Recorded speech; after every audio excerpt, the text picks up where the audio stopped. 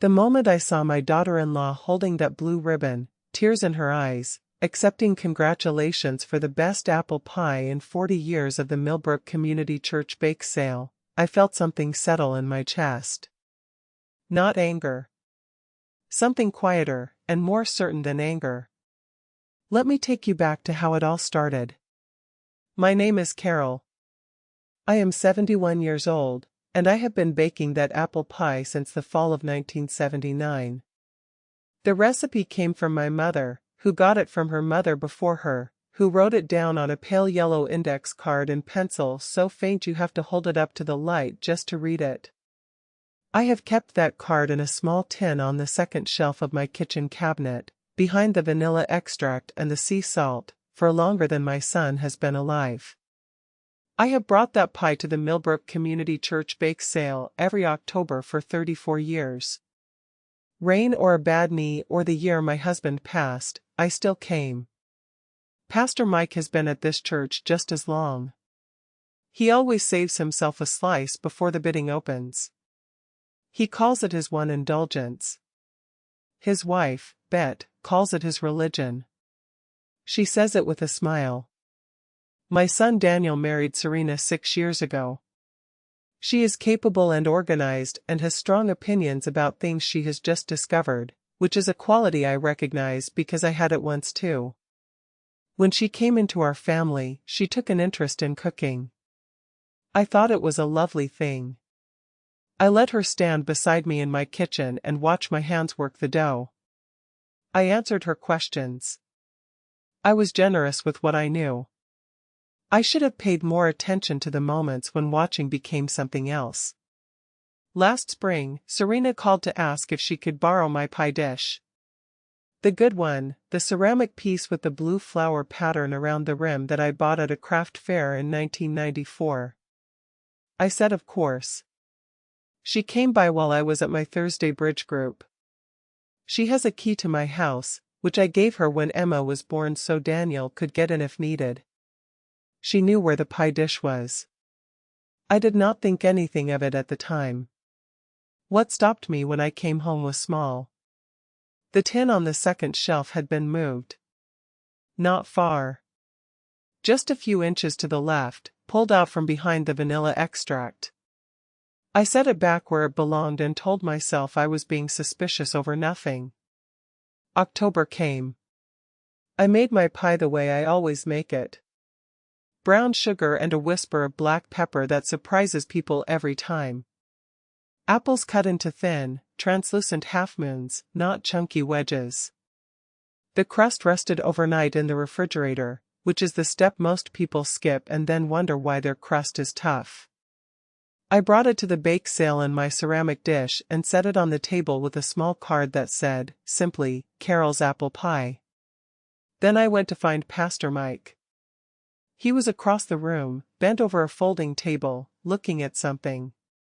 When I got close enough to see, I stopped walking. It was a pie. In my ceramic dish. With a card in front of it that read, Serena's Farmhouse Apple Pie, Family Recipe. I read the card twice. I looked across the room and found Serena laughing with 3 women from the ladies' circle, her head thrown back, looking genuinely happy. Daniel was beside her, one hand in his pocket, nodding at something someone said. I stood very still and I made a decision, right there, not to speak. Not today.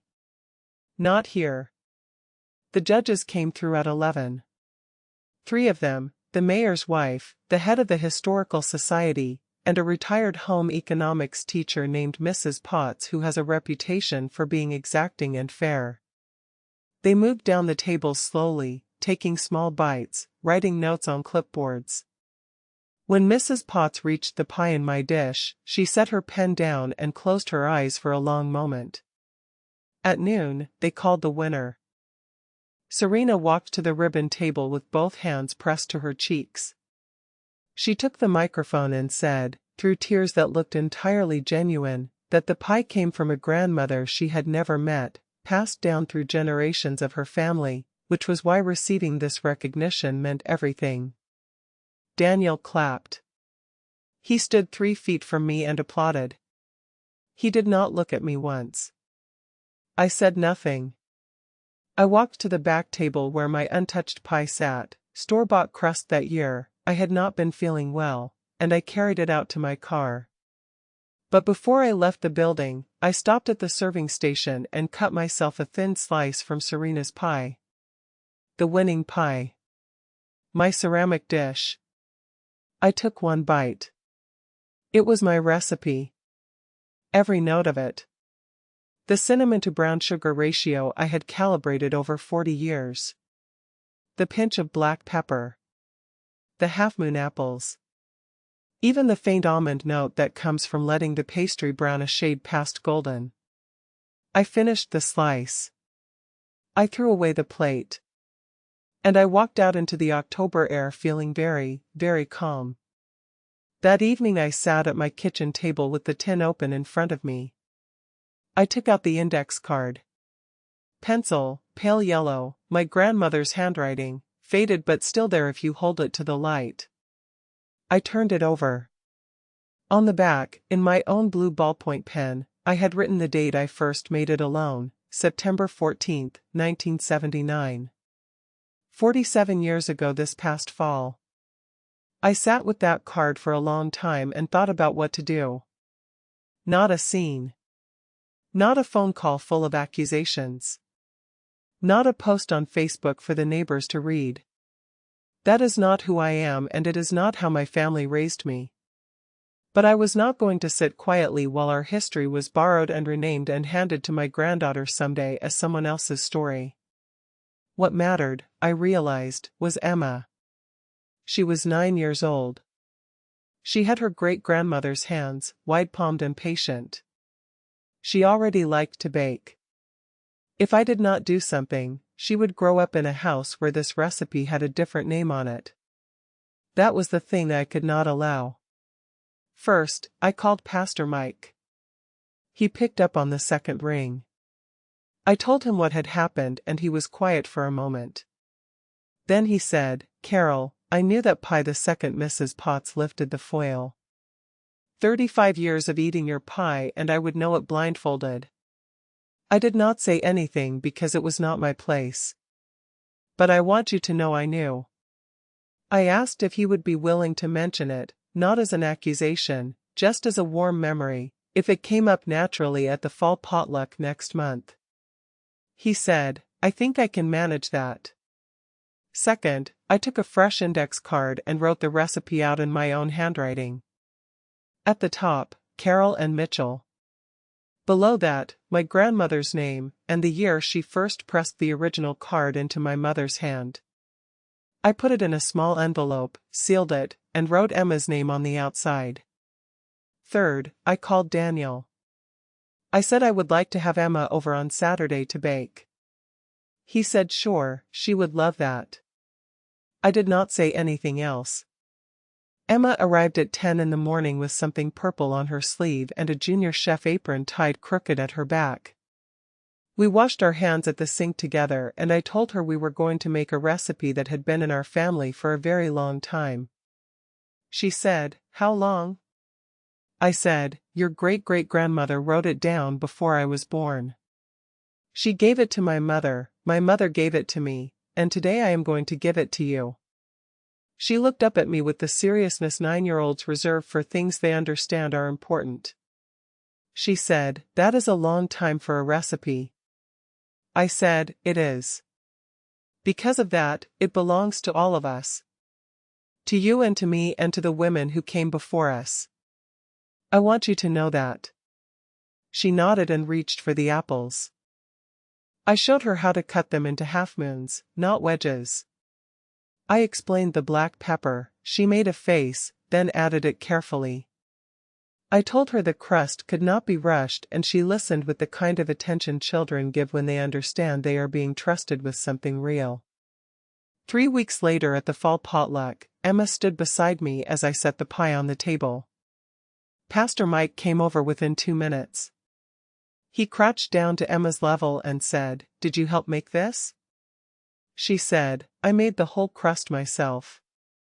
Grandma just watched." He laughed and straightened up and said, to the small group standing nearby, and Serena was in that group, he said, "You know, Carol has been bringing this apple pie to this church for over 30 years. It is one of my oldest and happiest memories of this congregation. And now here is Emma, carrying it forward. That is a beautiful thing." He did not say another word about it. He did not need to. Serena looked at the pie. Then at me. Then at Emma, who was already asking Pastor Mike whether he wanted a big slice or a small one. I gave Serena a small, steady smile. The kind that says I know exactly what I know and I have decided what to do about it. She looked away first. Daniel called me that Sunday evening. He said he owed me an apology.